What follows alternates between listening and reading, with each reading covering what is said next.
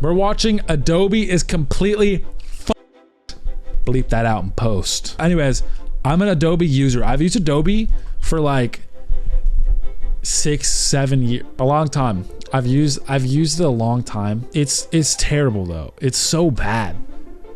It actually is so bad because they know that they can get away with whatever they want to do to you. So they put you in a freaking contraption and they spank your ass with a paddle, and they know you can't get out of it because you've already used it for 6 years. And on top of that too, I don't know if I'm gonna talk about this at all, but like they update their terms of service with the AI thing that like anything you make in any Adobe suite, anything gets automatically trained on their AI. Like they use anything you make is like partially owned by them.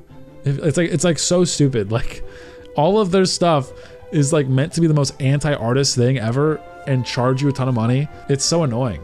Adobe products used to feel like a safe pair of hands that always worked. You'd really struggle to complain with anything. But now they're just something else entirely and everyone's sick of them. The software you used to buy once and own forever, you now rent by month at a price that climbs. I would not have spent $700 to buy Adobe. I would have probably said arg, mateys, before I spent $700 to get that. It's just so like, the idea that like, oh, $70 a month is like, that's a lot. But like in my head, it's like I can afford $7 a month. $700 at once sounds crazy. Even though I've spent $70 a month for the past 5 years, I've spent like quadruple the amount that it would have cost me if I just paid for it outright.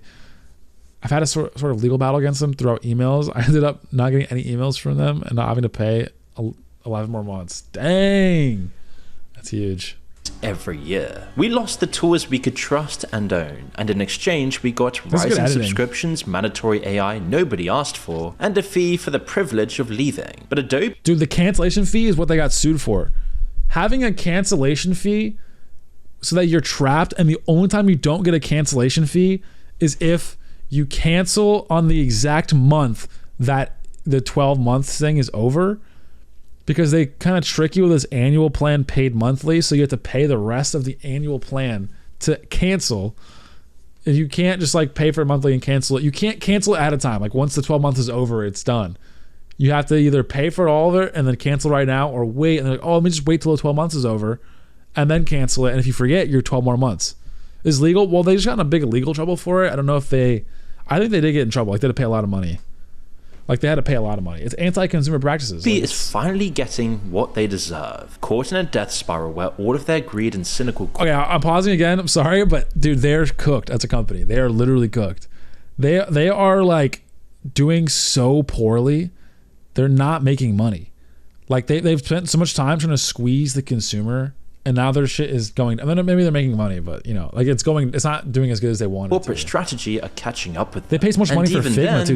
Or no, they tried to. Still claims it's never been better. I actually believe that there's going to be more. Look at that stock.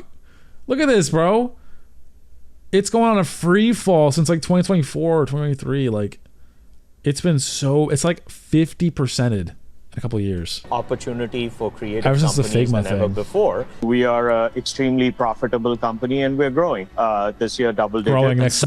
We're growing next to the big graph that says minus everywhere. Somehow he's exactly right. Their figures are shooting through the roof. It's actually been their best year ever. A record $23.8 billion in revenue. So then why have their stocks crashed magnificently by around 65% from their peak, which goes against the entire tech market boom right now? It's because they're a software as a service company, and with AI there's a lot of fears that the AI, you're gonna be able to say Fable Max and be like, make me Photoshop, make no mistakes, and that's gonna make you Photoshop that you just have on your computer for free. Like that's what they're worried about. Even with record profits, the market hates them. Well, this is because there's something much stranger going on with the company that redefined creativity for a generation. It's all just the endpoint of a process they've been orchestrating deliberately for years. You see, Adobe used to be one of those companies whose products had everyone creating tutorials on how to do cool things in Photoshop, Illustrator, or After Effects. But now, you'll just find hundreds of tutorials on how to cancel those subscriptions. It looks easy, but it isn't. That's why these videos How to exist. cancel is Here's so how the trap good. worked. When you So signed up, many views in all Adobe of steered these, you man. towards a plan called Annual Paid Monthly. It was pre-selected for you, and it looked like a simple month-to-month deal. Except it Yeah, wasn't. What you'd agreed to does. was a It really year-long does. contract, and if you tried to leave before that year was That's what I was up, explaining to you Adobe guys. charged you an early termination fee, worth half of everything you had left to pay, So on a bad. basic plan that was a surprise bill of hundreds of dollars, just You're for like, the okay, well, I'm crime not of gonna wanting to cancel. stop. And the best part? That fee was hidden in fine print, tucked behind tiny icons you had to So hover over to even know it existed. Then there was the to pay up? cancellation I think it was itself. deemed illegal in You didn't America, just click a too, button. I You think. got funneled through page after page of menus, discounts, and prompts. Every step was built to wear you down until you Oh just gave my up and God, kept bro. on paying. The kind of thing the industry Oh politely my, calls a bro, I dark hate pattern. this. I like, so I don't know if you saw Zoran Mamdani. He also made a new bill of like one-click cancel. Any politician that makes a one-click cancel thing, it's the easiest layup ever. It should be a law that I can be on a site and click, boom, I'm done, and this it's unsubscribing. There's no loop, there's no hoops to jump through. It's instant. Any politician does that, it's free, bro. You just get a layup, and everyone cheers for you. I don't know why they don't just do that unless they're in the hands of a lobbyist. A big Meaning Adobe. a user interface It's so designed free. to trick you into doing things. If you look on those how to cancel Adobe tutorials, you'll find thousands of comments from those who aren't able to, maybe because of an error or a missing button. I don't have a managed plan It got button. so horrendous Useless. that in 2024 the government sued Adobe. The Department Yep, of I remember Justice and this, the FTC. FTC accused them of trapping customers with hidden Didn't the FTC win this case? fees and a deliberately painful cancellation process, and they named 2 executives personally. So Adobe finally paid up, a $150 million settlement, all while denying any wrongdoing. But the other story is that users had something to cancel in the first place, and why? Until this, Adobe had honored one simple rule. You bought the software and it was yours. The full Creative Suite wasn't cheap, but you owned it. You could use it for a decade. Are you even able to buy it anymore? Are you able to buy it outright? I don't know if they let you do that. Because if you could, like, it could be worth it. Like for me, like as someone who's used it for 5-6 years, like it still would be worth it to me now. Honestly, it would suck to pay for it, but the old version, see, that's stupid. And you only paid again when a new version was truly worth it. Then in 2013, Oh, so you have to pay like $500, $1,000 for a version, and then when they updated it a bunch, you have to pay for the new version. That sucks. Adobe I would killed never that do that. rule. It announced that Creative Suite 6 would be the last version anyone could ever buy outright. From now on, you didn't 2013, own wow. Photoshop, you rented it every month forever. That's And the pretty day you good. stopped paying was the day you lost the tools your career was built on. They gave it a warm, that's weightless correct. name as if it were a gift. Behold the Creative Cloud. Creative Cloud. Overnight, a customer who paid once every few years became one who paid every single month. And once your life's work lived inside Adobe's files and formats, You can't. The problem is you can't leave. Like you're stuck in here because you're using Premiere, you're using Photoshop, you're using After Effects. That's the only one you know how to use, and you have a deadline in 2 weeks. You can't just learn DaVinci overnight and then you just get stuck and you never stop doing it. Incinerating all of it. The payoff was obscene. In its last year selling box software, Adobe made around $4 billion. A decade later, Oh, only $4 billion. You're right, Adobe. You should have been more greedy because you're only making $4 billion a year. What's the point of being a company if you're not going to freaking min-max? it pulls Only making in over $4 billion. $23 billion a year. Great. And most people badly underestimate how much more they hand over by renting it. The old Master Collection cost around $2,600, but you paid once and it was yours. The full Creative Cloud suite today costs up to $70 a month, a little over $840. I mean, to be fair, Inkman, they're not getting like $23 billion to their CEO. Like, they're getting $23 billion. They're also paying a ton of employees and paying a bunch of taxes, hopefully. They're not like getting 20. It's like, that's not profit. That's revenue. Their profit is probably still a few $1 billion. And that goes to like shareholders and stuff. But like taxes, I mean, they definitely pay taxes. The people that evade taxes, I feel like, are more like individual rich people more than like Adobe. I don't know. $40 I a mean, year, maybe they are. which means every 3 years of renting now costs costs you Unless what they're the just lying on entire their box books. suite used to cost to own outright. So a designer who's now paid every The month CEO? since creating No, definitely not. The CEO probably gets paid like $1 million or $2 million a year or something. And then they're making $23 billion. He's definitely not getting a majority. Only company that works like that is any Elon Musk company. He has freaking psyoped them into thinking that he's worth that much money, Cloud and they'll landed pay him in like $300 2013 million. has actually handed Adobe well over $8,000. Or take a 40-year career. Even on the kindest possible assumption that Adobe Don't tell me would this. never I don't even. Can we skip this part? Because my career is in video editing, bro. Please don't tell me this. raise prices again, even though this is something they've never once managed. The full suite at around $840 a year comes to over $33,000 rent before you retire. But Adobe does raise the price, so you're probably looking at $60,000, ranging up to a grand total of $100,000 for one subscription. $100,000 so just money. to do your job. $100,000 you could spend Elon on a Musk holiday or spit. food or buying a house or raising a family. $100K, bro. That single move became the most Dang. copied decision in modern business. Every executive in tech watched Adobe swap ownership for rent. The thing is, this does not work on me. I am their biggest nightmare, chat, because I am the perfect person to never have a bunch of subscriptions. I will literally, if I want to watch a show or movie on Netflix or HBO, I will buy it for 1 month, and then I will cancel it as soon as I buy it, and then it'll be gone in a month. And if I really want it, I'll do it again. And that's why I do every month that I want something, unless it's Spotify. I have Spotify every month. I use Spotify all the time. So that's different. But I don't let this happen because I know that I will forget. And also I won't lie. I've had a gym membership for a year and I have not gone. It's in like the past 6 months and I'm paying $45 a month. I need to cancel that. I just remember about that. Damn, then did the same to their own customers, one industry at a time. Now we're just used to it. But just remind yourself, it never used to be like this. That sucks. You don't own your music anymore. You will own nothing and you will be happy. You rent it from Spotify. You don't own the films you buy on a streaming service. Amazon once reached into people's Kindles and deleted books they'd already paid for. And the book it deleted of all things was 1984. Your car insurance monitors your every move so it can price you correctly. Home ownership is at an all-time low.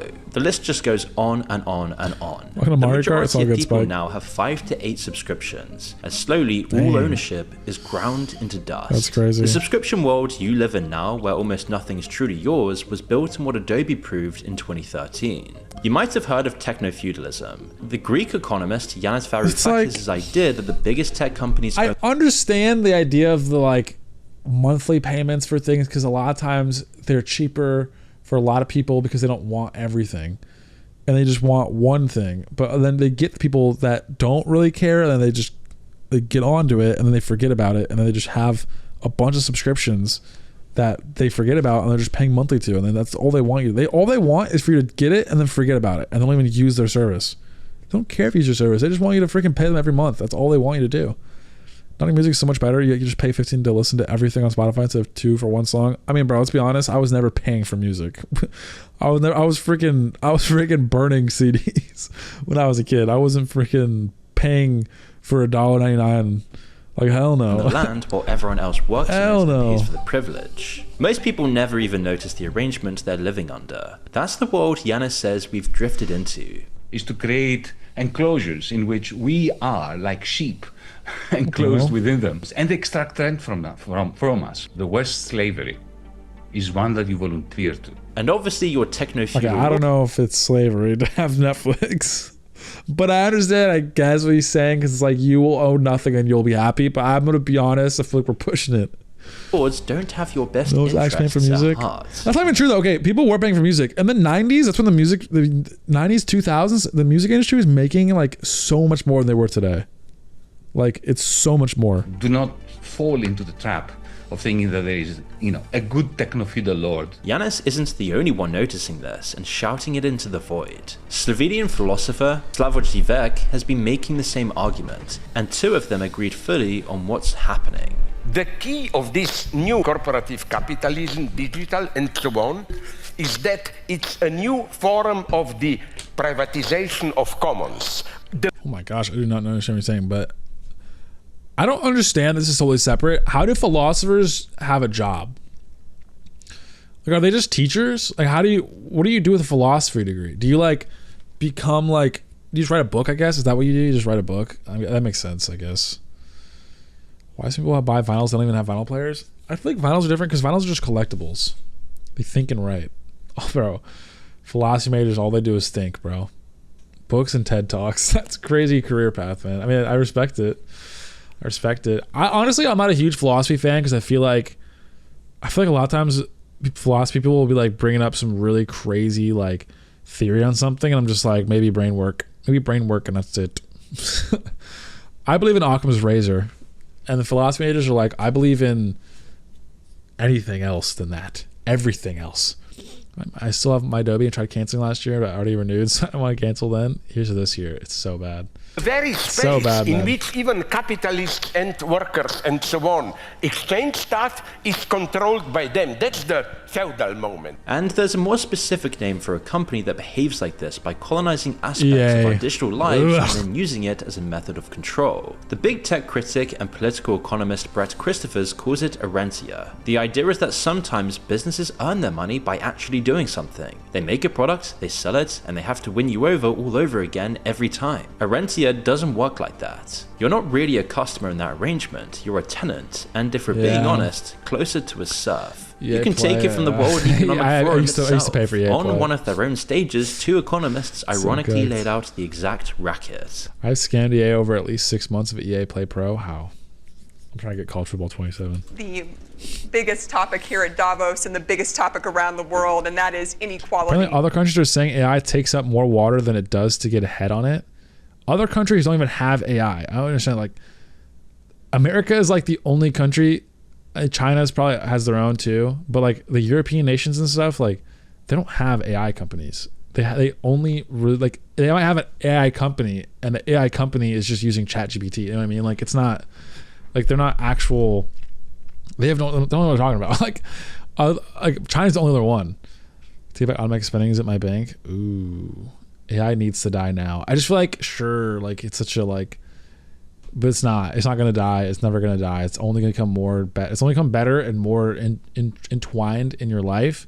So I think trying to just like treat it like how the internet was invented and stuff, and try to use it as a tool and not use it for the stupid shit like making generative stuff and art. Like, I use it to help me learn how to make art, and that makes no sense. It's like I'll use AI to like help me figure out an issue with, you know, editing or learning how to code and like learning how to do, you know, mixed media. I can just like anything. It's a great learning tool at the end of the day.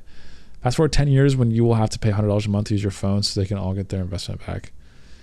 Yeah, I mean, I think at that point people would just say no. I don't know if it would get to that point, to be honest, because I feel like people are just gonna go to some other competitor. Like if iPhone tried that, like we're just all getting on Androids, you know, like it just wouldn't happen. What you can do is, yeah, AI is never going to go away. Really, the only thing you can do if you're really against it is just stop using it. Yeah, if you really don't want to use it, sure. I just think that there's ways you can use it to help and use it as a tool for your own intelligence instead of using it as a crutch for your own intelligence. Like, instead of asking questions to AI, have it just answer shit for you. Have it be like, I don't know how this works. Can you explain this to me and then you learn how it works. It will be. They're not investing billions for free. It will be so integrated. They will. I just don't. I don't know if I agree. I think I totally disagree. You're saying that phones in the future, you're gonna have to pay a monthly $100 fee to use. Are you talking about AI? You're saying in AI they're gonna like force? I don't agree. I mean, I think what's most likely going to happen, in my opinion, is the AI companies we know today aren't going to exist in 10 years because they're going to have spent so much money and they'll be so far in debt that they can't keep up with interest payments. And then other companies just going to take their code and then just make profit from there, you know? So now you pay for it. I don't know. I feel like there would just be a phone that pops up that's not using AI, and they would say, look, if you don't want AI, here's our phone that's normal price. And then people would go to that. And then if the market goes to that, then people would make that. I don't think that would sell very much. Unless it was like, if I was paying $100 a month for a phone, it'd have to be like a crazy good phone. Like, it wouldn't just have to be, oh, it has AI in it, it's an iPhone. Like, it would have to be a phone that's like nuts for me to want to pay $100 a month. I pay for my phone outright. Whenever I get a phone, I hate paying monthly for stuff. So I don't know. And in particular, we're going to be talking about we're getting off topic. rentier capitalism. Rentier capitalism is about the existence of a system in which the return to Not private everyone will charge property you for it. right. You're not understanding. If people don't like that, and there's a market of people that don't like it, like you're saying you would hate that, and I'm saying I would hate that, then another company will just make it without that. And then you have the ability to say no to the other companies and go to the one that doesn't do that. And then it's just, you can have it. They're going to have it. if there's enough people that don't want it, they're going to have that thing that doesn't have it. An non-AI phone ain't something the market needs. These kids are thinking the CIA listens to you. No, I mean, I think a non-AI phone is fine. It's just, AI is just not going to go away. Respectfully, it's not. And I think there are good things that could come from it, like nuclear energy being adopted, because they can't keep up with the energy demands and they have to do nuclear, and nuclear is a really great clean energy source. Exceeds Boom. the Mic return drop. to production. A lot of it gets captured by things that are in very short supply or inelastic supply, and where you have property rights on that. And the way you keep that supply scarce is simple. You make sure no rival is ever allowed to compete, thus making products a necessity like needing somewhere to live. Those 5 platform corporations have bought up over 500 other corporations. So as soon as they become potentially competitive, they buy it up. These are powerful robber barons of the 21st century. All of that set on a stage. That's really the only thing I have to do. In my opinion, to make an economy that makes sense is, if you're gonna have capitalism, you have to just have a really strong antitrust that just destroys companies like that. Like, you can't buy a company at all in your field. Like, if you are a tech company or you make phones, you just can't buy a phone company. You just can't. You're just literally not allowed to do it. If you're making a software like Adobe, you just literally can't buy Figma, which I think was what happened. But like, and for everything, do that, and it would help so much. The one event on the calendar most likely to be full of them. And let's not forget, these are the ones who invented that 2030 prediction for— I might marry a Native American man and just live the life in nature with a beautiful man, because fuck this, bro. That's awesome. Tell that to the Ellisons, Paramount, TikTok, and now Warner Brothers. Yeah, but like, let's be honest, bro. That is awful, but that's just because Trump is in office and those guys are friends with Trump. Like, it's not going to be forever. You know what I mean? Like, America is just flip-flops every 4 years, 4 to 8 years, to completely switching everything. You know, that's just how it is here. It's stupid, but what they considered a utopia. Adobe You'll is own exactly nothing what and you'll be rentier happy. and techno-feudal models predict. When your customers can walk away, you have to keep the product well maintained. Quality sells, but when you rent a product because you need to, you don't get the joy and pleasure of ownership, and the product quality and features become an afterthought. But a company doesn't get this brazen by accident. It's a calculated, decades-long strategy. And so to understand how Adobe ended up treating their own customers like hostages, you have to go back to how they got this powerful in the first place. Like Microsoft, I love the shirt. Google, Thank you, and the Cruz. others, Adobe built its empire on a monopoly. It was one of the great digital empires to emerge from the dot-com era. And like the other tech titans, it got there through a mix of true genius and ruthless deal-making. It started in 1982, when 2 engineers, John Warnock and Isn't that when you guys were Charles born, chat? Geschke, left a company called Xerox and founded Adobe, I thought it said named Xbox. after the creek that My ran fault. behind Warnock's house. Their first product was PostScript, the invisible language that tells a printer exactly how to draw a page. Apple built it into the LaserWriter, and for I mean, the that's kind of impressive, low-key. I mean, I feel like that's actually kind of cool. time, anyone with a computer That's and kinda a printer cool. could Can't lie, produce they're kinda close professional with that. quality documents. So that was the Imagine start that of era. Adobe's good reputation Exclaim. among consumers and the tech industry. Then came something just about everyone in the world knows, the humble PDF.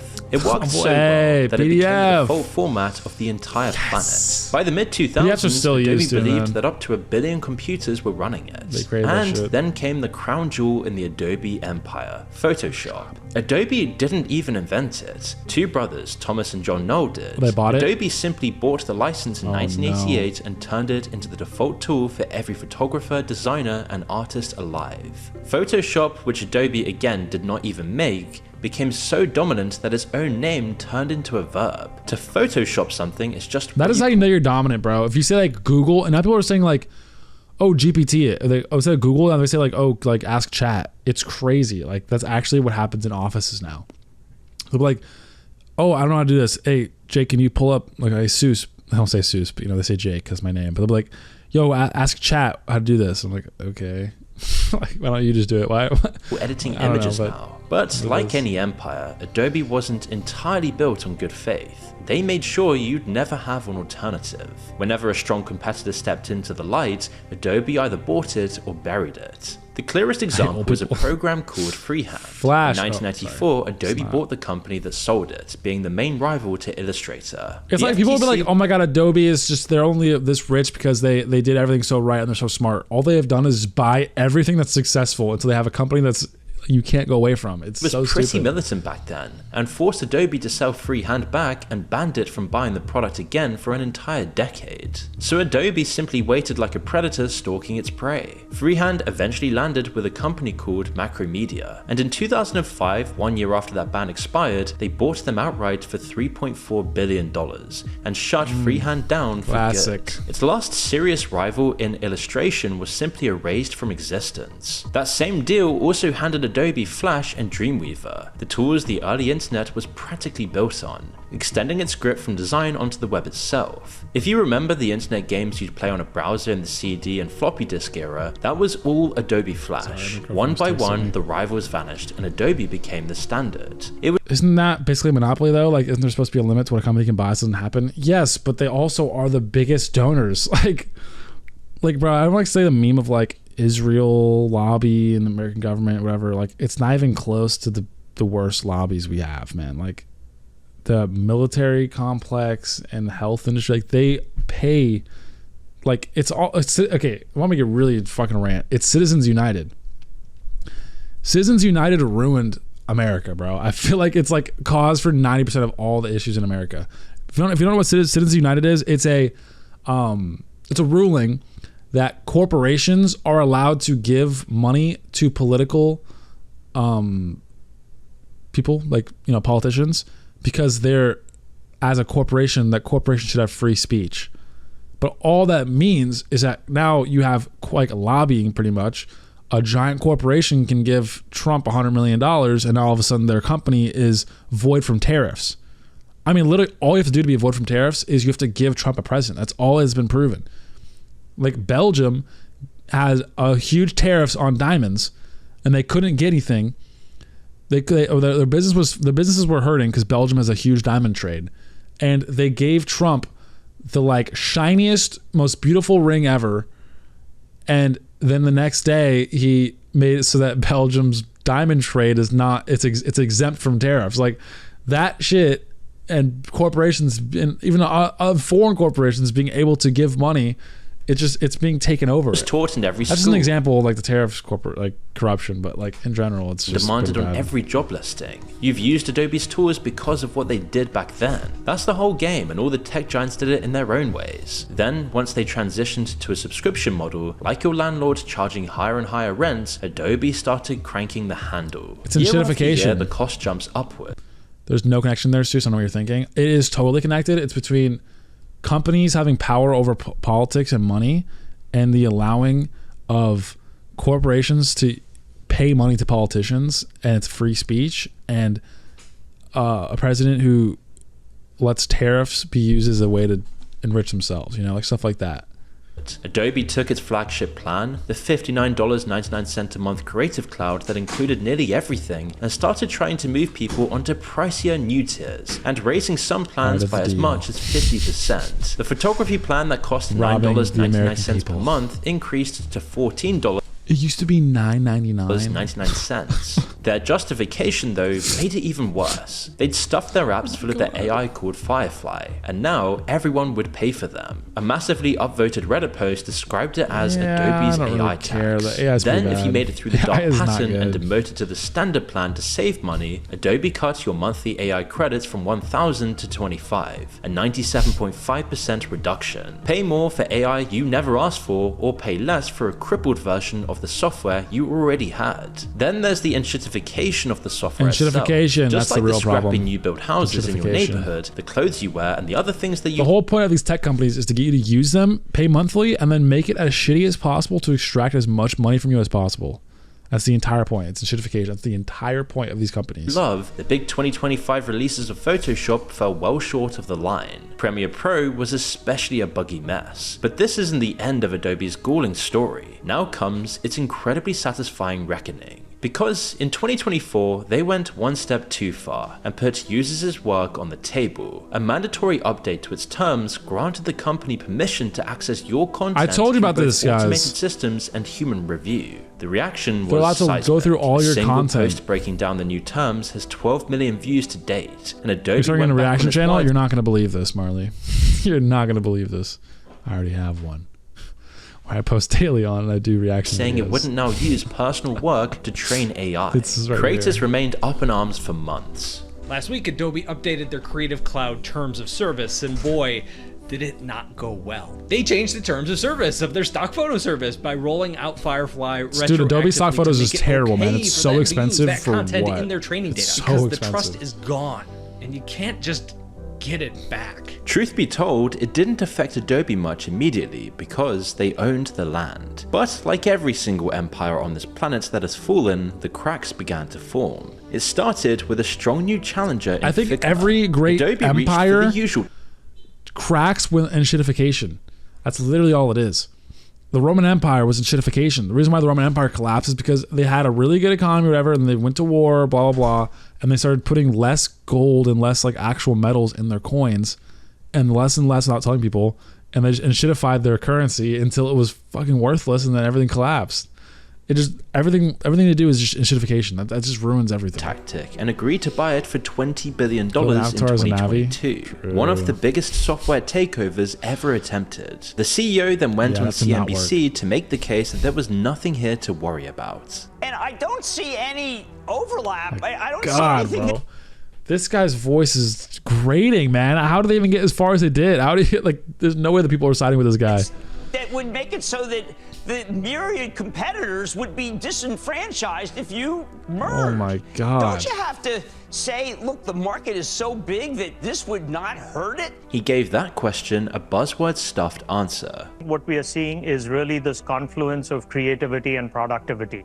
And when you think about it like that, it's like every tech company, whether you have a platform, Confluence of and it's companies creativity like and Microsoft or Google or productivity. Apple or Meta, every surface that exists, whether that's a web browser, Better voice whether than that's a that. mobile Yeah, chill the device, fuck out. whether This that's dude has a way better voice than that desktop, white guy. We That's want to annoying take as hell. the ability for what Figma has done with respect to creative, collaborative software on the web, combine that with what Adobe has done in our creative, and make it even more accessible for others. But Why is he wasn't holding to paper like be. that? This time, Adobe off. failed. So that deal was scrapped as regulators. They raised concerns about it eliminating competition, removing Figma as a threat to Adobe. Regulators in the US, UK, and EU lined up to block it. The deal then that was not collapsed gonna at work. the end of 2023, And they had to pay it like and billions of Adobe had dollars. to hand Yeah, Figma $1 $1 billion for nothing at all. Figma That's actually painful. used that money to help itself go public. It was like when so Rome funny. marched into Germania, lost so 3 entire funny. legions in the trees, and then just gave up conquering it for good. The second blow was Canva, who bought Affinity, which is like Photoshop, and made it free. More than 1 million people signed up in under a week. Blackmagic's DaVinci Resolve had already done the same DaVinci thing Resolve to is Premiere really on the good. videos. If you're trying to be an editor, just use DaVinci. Like, don't get involved in Adobe. It's not worth it. I've been using it for 6 years. I can't go to DaVinci now. Like,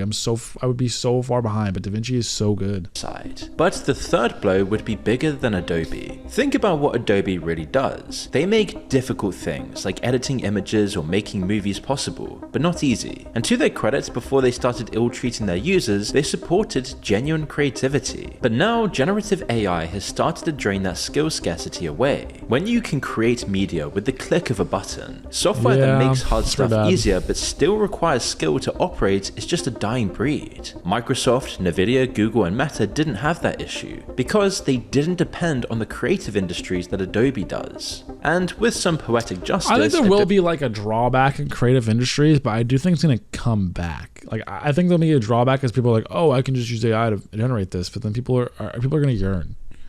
People are going to yearn, bro. People are going to yearn to create. It's always going to happen. It's not going to just go away.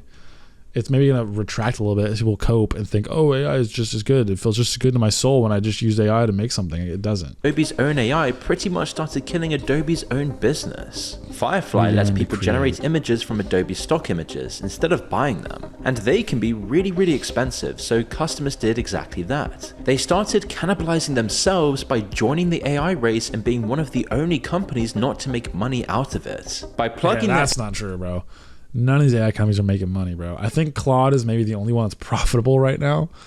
And they're like not great profitable. I believe they had a profitable quarter, and I could be wrong. But these other companies are not profitable, bro. They are losing billions of dollars. AI like mad, they effectively contributed to their own redundancy. And that's exactly what the market has worked out. Adobe shares had peaked near $700 at the end of 2021. But by the spring of 2026, they had fallen roughly 65% from that high, trading nearer $200. It's down this year, it's down over the last 5 years, and even some big asset managers who used to support it have now abandoned ship. Adobe posted record revenue of $23.8 billion in 2025. But the stock was being walked to the gallows anyway because no one sees its future. And finally, even if Adobe survives all of this, it may have already lost the one thing it could always count on. Its tools have become so expensive, so bloated, so openly contemptuous of the people using them, that these people are actually just starting to leave altogether. Now, for years, this was unthinkable. Like, if I could transfer all my knowledge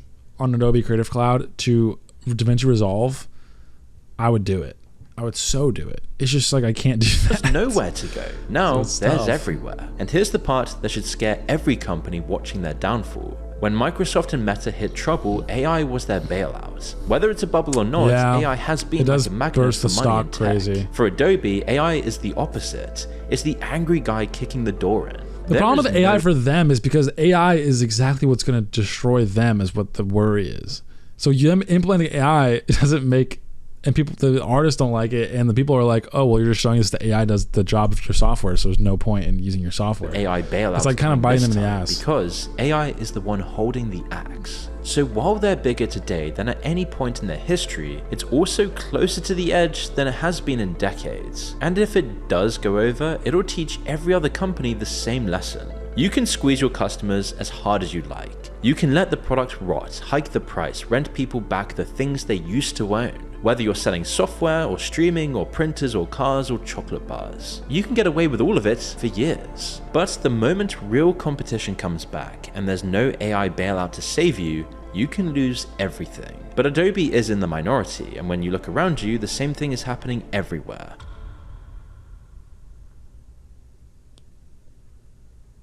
W video. I actually like that. That was a really good video. I mean, I'm a hater of AI, or not. I mean, I'm not like a hater of AI. I'm not like a lover of AI either, but I'm a hater of Adobe. Adobe is a really just awful company, man. They are so annoying. It's like they get off on being the worst possible company that they could ever possibly be. And I don't know why they do that. Because I feel like they could do so much better things if they just chilled out and make your cool $15 billion a year and have your customers not hate you. I don't see why that's not a great alternative. To be honest, Chad, I don't know. I feel like that's a pretty solid way to do things, but we'll see how it goes.